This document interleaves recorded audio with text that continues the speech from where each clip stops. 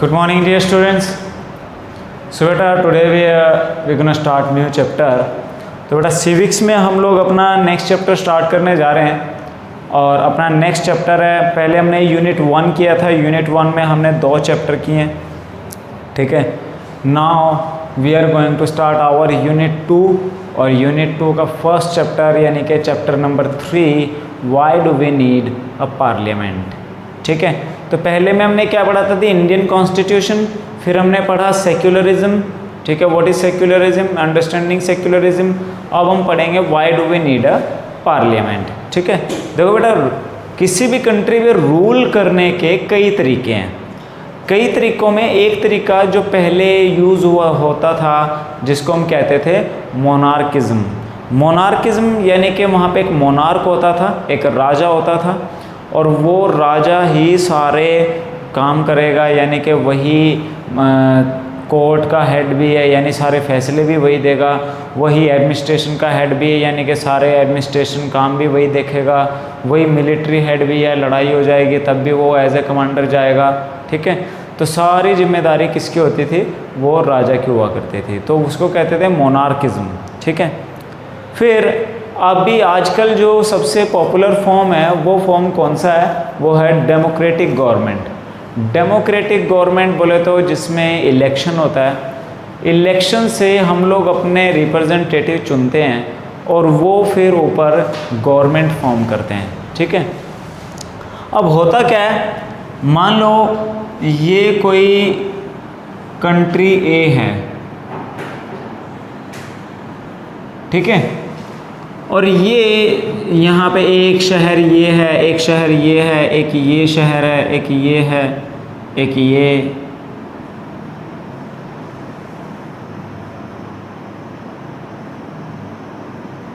ठीक है। इस तरह से ये इसमें हमने शहरों में या इलाकों में उसको डिवाइड कर दिया। मान लो अगर इस पूरे एरिया में एक ही किंग है, ठीक है, तो किंग ही इस पूरे एरिया को क्या रूल करेगा।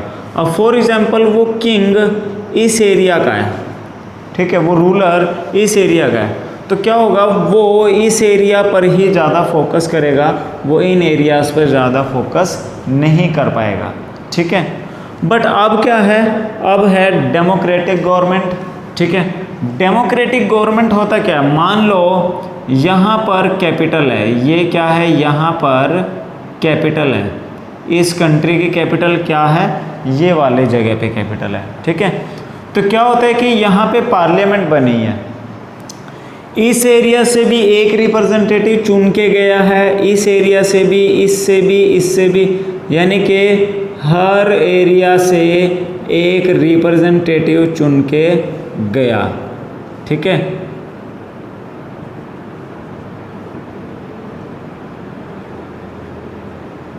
ठीक है भाई, तो हर एरिया से एक एक रिप्रेजेंटेटिव चुन के गया है। अब यहाँ पर पार्लियामेंट लगी हुई है, पार्लियामेंट में यहाँ से भी बंदा गया है, यहाँ से हर जगह से बंदा गया है।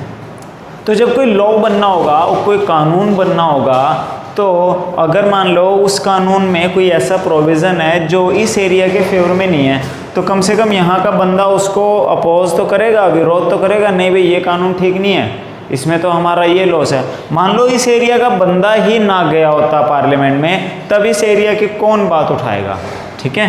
तो इसीलिए क्या होता है, हर एरिया से हमने इसीलिए पूरी इंडिया को क्या किया है, कॉन्स्टिट्यूंसीज में डिवाइड किया है, ठीक है।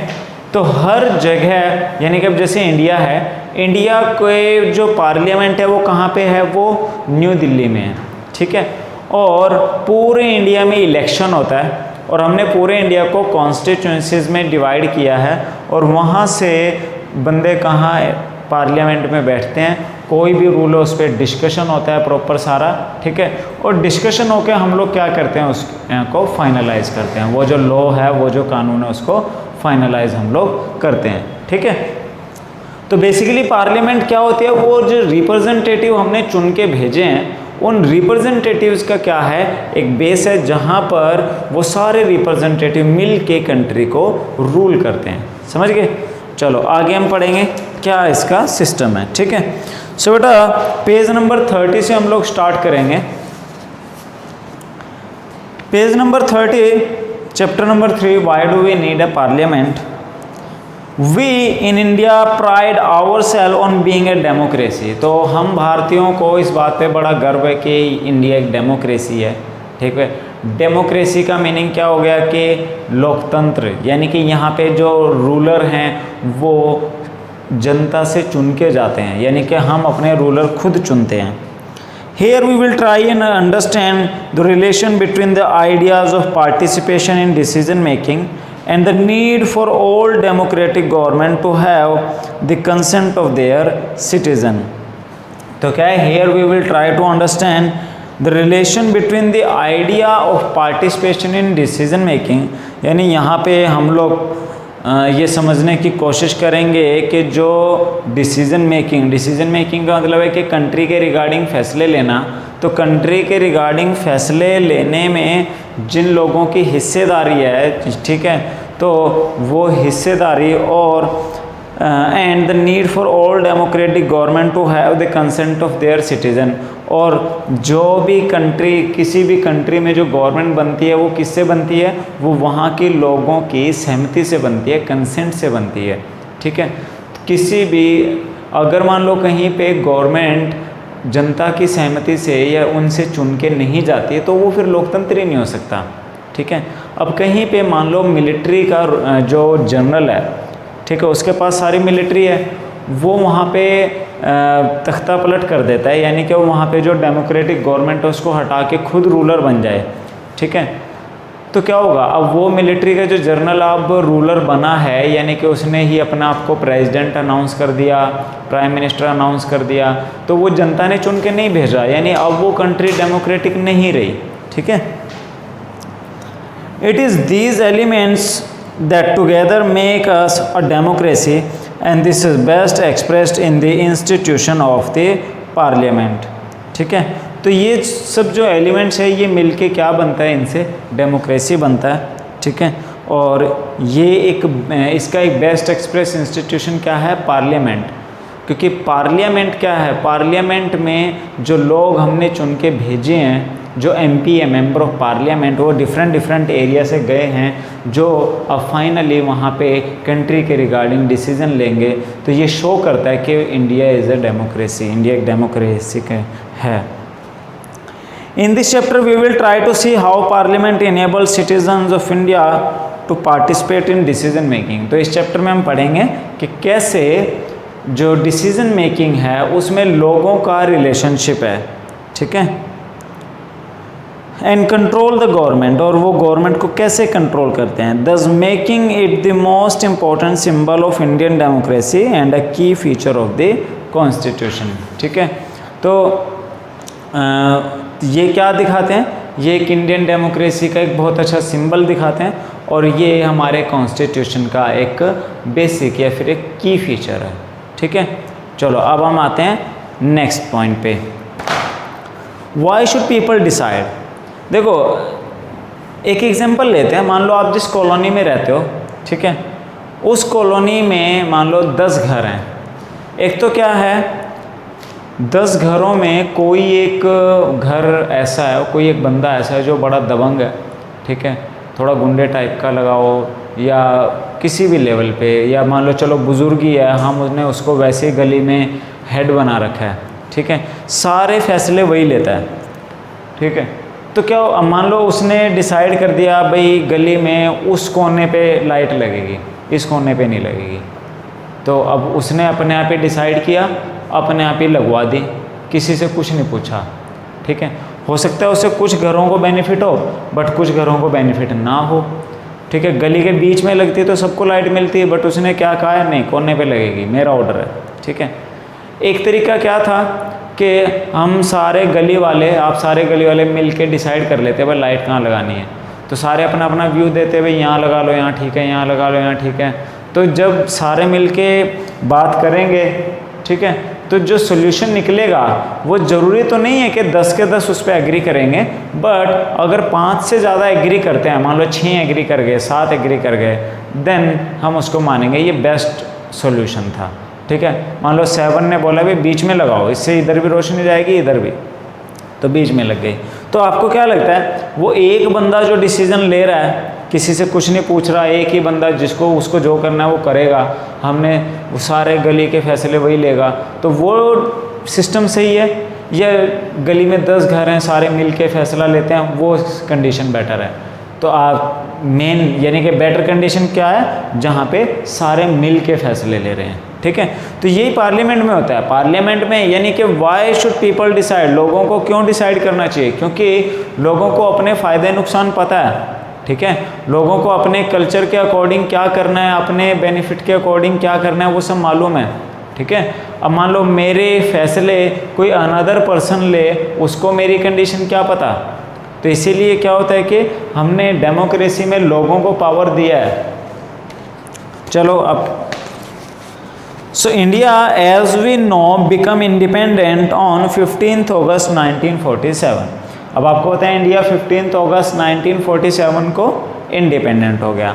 उससे पहले क्या थे, हम लोग ब्रिटिशर्स के कब्जे में थे, ठीक है। हमारा जो रूल था वो ब्रिटिशर्स कंट्रोल करते थे, हमारे पास कोई पावर नहीं थी। सारे economically and other administrative level पे जो डिसीज़न लेते थे वो ब्रिटिशर लिया करते थे।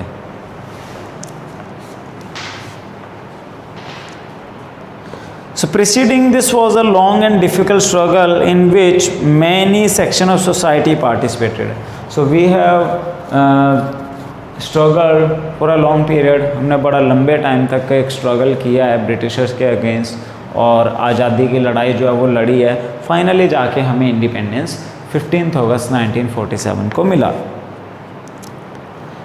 People from various backgrounds joined the struggle and they were inspired by the idea of freedom, equality and participation in decision making, ठीक है।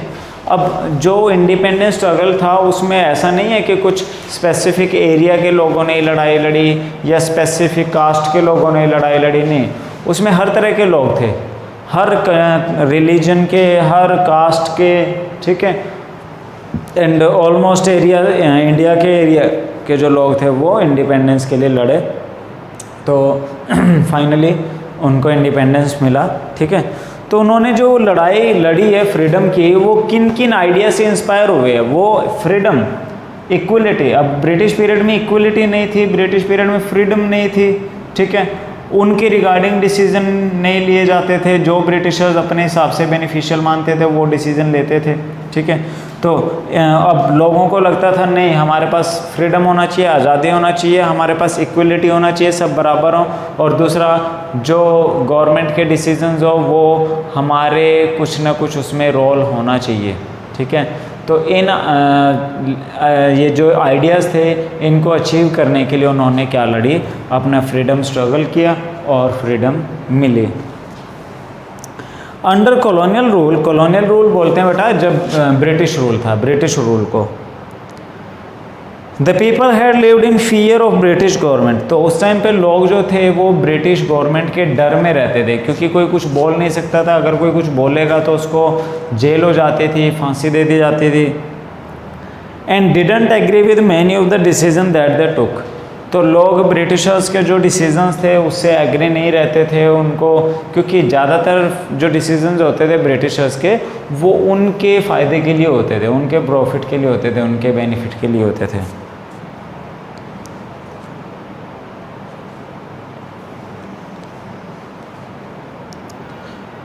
Okay, but they faced grave danger if they try to criticise this decision.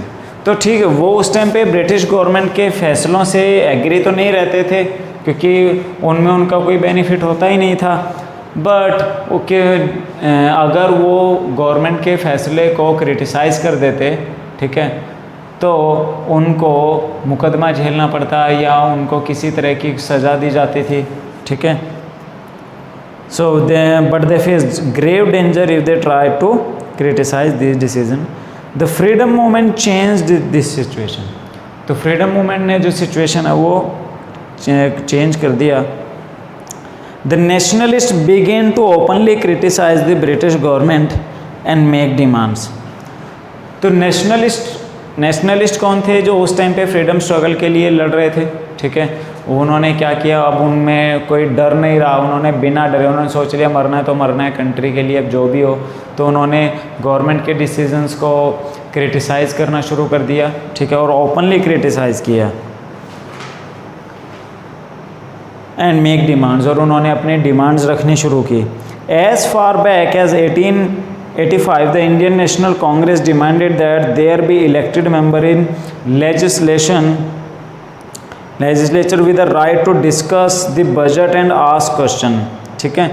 अब India में जो party है Indian National Congress, ये 1885 में बनी थी, ठीक है।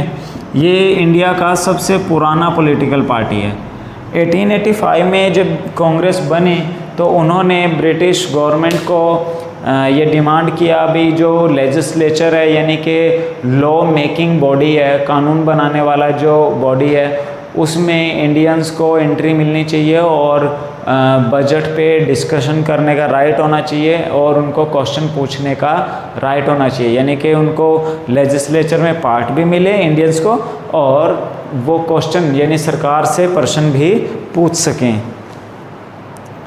The government of India act 1909 allowed for some elected representation.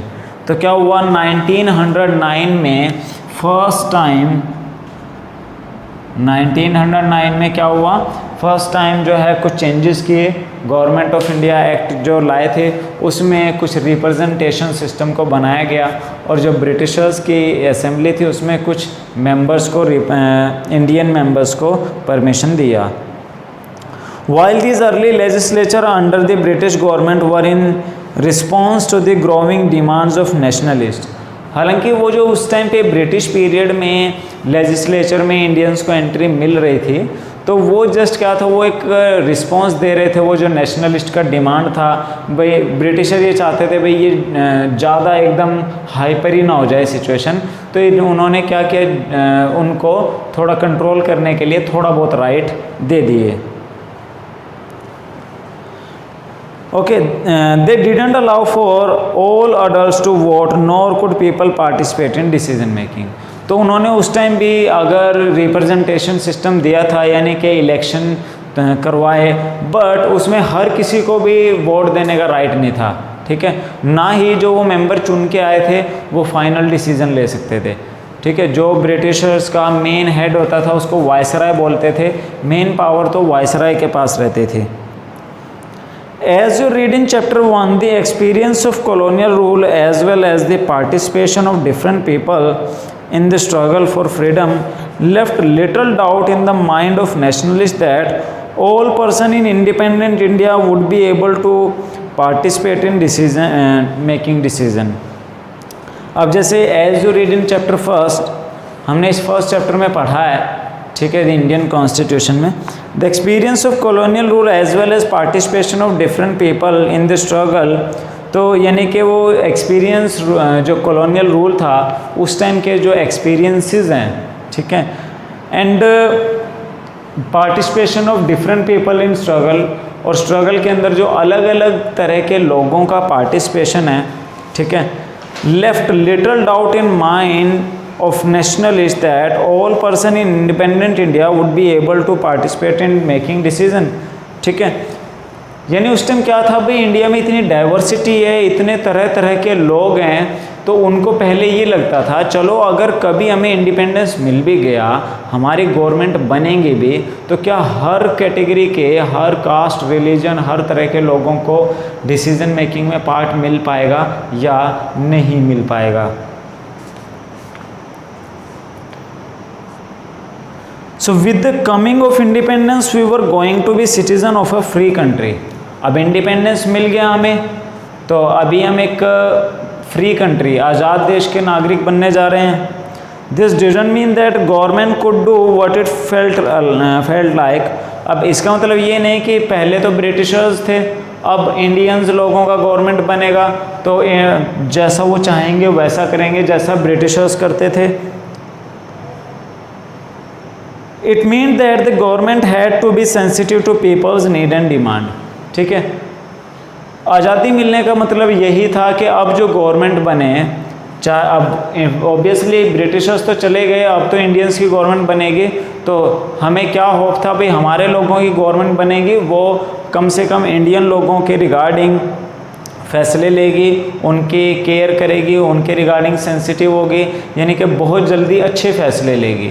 ठीक है, लोगों को होप था भाई ब्रिटिशर्स तो इंडियन का कोई ख्याल नहीं करते, उनके पॉवर्टी का कोई ध्यान नहीं है, उनके फूड का कोई ध्यान नहीं है, कम से कम इंडियंस की गवर्नमेंट बनेगी, अपने लोग होंगे, वो ज़्यादा काम करेंगे और ज़्यादा बेनिफिट मिलेगा इंडियंस को।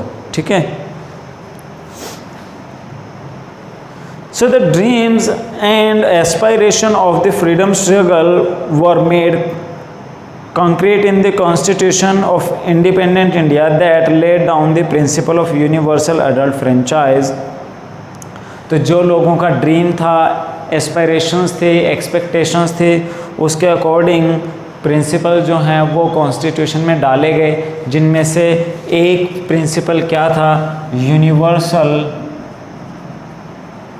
Adult franchise.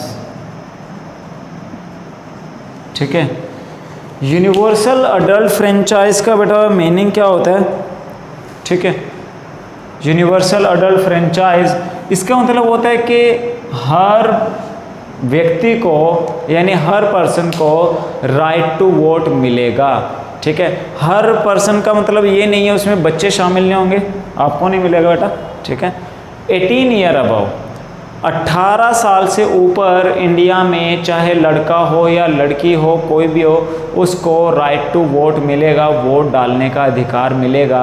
ठीक है, यानी कि वोट डालने के राइट में कोई डिस्क्रिमिनेशन नहीं है, सबके वोट का जो वैल्यू है वो इक्वल ही है, सबके वोट का वैल्यू बराबर है। ऐसा नहीं है भाई उनके वोट का वैल्यू और उस कास्ट के वोट के लोगों के वोट के वैल्यू से ज़्यादा है, इस तरह का कोई सीन नहीं है। 1 पर्सन 1 वोट 1 वैल्यू, एक बंदे का एक वोट है और एक ही वैल्यू है, सेम वैल्यू है। और अब क्या लो है, 18 साल से ऊपर के हर बंदे का इंडिया में क्या मिलेगा, उसको राइट टू वोट मिलेगा। ठीक है, 18 साल से नीचे वालों को नहीं मिलता। तो इसको क्या कहते हैं, universal adult franchise means that all adult citizen of country have the right to vote। ठीक है, यानी कि जितने भी 18 ईयर से अबव लोग होंगे उन सबको क्या मिलेगा, राइट टू वोट मिलेगा। ठीक है, तो अभी क्या है कि बेटा अगर कोई 18 ईयर से अबव होता है तो वो उसको सिंपली क्या कराना पड़ता है, रजिस्ट्रेशन कराना पड़ता है, एक फॉर्म फिल करेगा तो उसका वोटिंग लिस्ट में जो नाम है वो दर्ज हो जाएगा। फिर जो इलेक्शंस होंगे, फ्यूचर इलेक्शंस होंगे, उनमें वो अपना वोट डाल सकता है। ठीक है, तो वोट डालेगा, वोट किस, क्योंकि आपको पता है बेटा देखो इंडिया में हर बॉडी का इलेक्शन होता है। ठीक है, अब देखो अपने कंट्री की सबसे सुप्रीम बॉडी कौन है, पार्लियामेंट। पार्लियामेंट पूरी कंट्री के रिगार्डिंग डिसीजंस लेती है। ठीक है, तो पार्लियामेंट पूरी कंट्री के रिगार्डिंग डिसीजन लेती हैं, तो पार्लियामेंट में भी जो मेंबर जाते हैं वो भी इलेक्शन के थ्रू जाते हैं। फिर नीचे स्टेट के अंदर, जैसे हरियाणा है, हरियाणा एक स्टेट है, स्टेट में क्या होती हैं, लेजिस्लेचर असेंबली। ठीक है, लेजिस्लेचर असेंबली में भी जो मेंबर जाते हैं वो भी कैसे जाते हैं, इलेक्शन के थ्रू। जैसे अपने स्टेट का सीएम कौन है, मनोहर लाल खट्टर, और अपने टोहाना में जो एमएलए है, मेंबर ऑफ लेजिस्लेटिव असेंबली, ठीक है, तो वहाँ कौन है, देवेंद्र सिंह बबली। ठीक है, वो क्या हमारे एमएलए हैं। ठीक है, तो लेजिस्लेटिव असेंबली स्टेट में होती है, इसको आप लेजिस्लेटिव असेंबली कह दो। अच्छा, उसके बाद ऐसा नहीं है कि बस इन्हीं लेवल पे इलेक्शन होते हैं, इवन अपने सिटी में भी जो वार्ड में इलेक्शन होते हैं, अपना जो म्यूनिसिपल काउंसिल है, म्यूनिसिपल काउंसिल में जो मेंबर होते हैं, ठीक है, मान लो आप वार्ड नंबर 10 में रहते हो, आप वार्ड नंबर 20 में रहते हो, 22 में रहते हो, वार्ड नंबर 1 में रहते हो, कहीं पे भी रहो, हर वार्ड का एक क्या है, मेंबर ऑफ कमेटी है, उसको एमसी बोलते हैं हम। तो एमसी के भी इलेक्शन होते हैं। उसको भी इलेक्शन से ही हम लोग वहाँ पे मेंबर बनाते हैं और वो फिर हमारे एरिया के लिए काम करता है। गांव में जो लोग रहते हैं वहाँ पे इलेक्शन होते हैं, पंचायत के सरपंच बनता है, ठीक है। सरपंच जो है वो गांव के रिगार्डिंग फैसले लेता है, तो सरपंच भी अपने आप नहीं बनता, उसको भी इलेक्शन के द्वारा ही होता है। तो यहाँ पे कोई भी कुछ भी रूलिंग बॉडी बननी हो वहाँ पे इलेक्शन ही होगा, ठीक है। तो बेटा ये आज हम करते हैं इतना ही, बाकी हम करेंगे फिर नेक्स्ट लेक्चर में। Okay, thank you.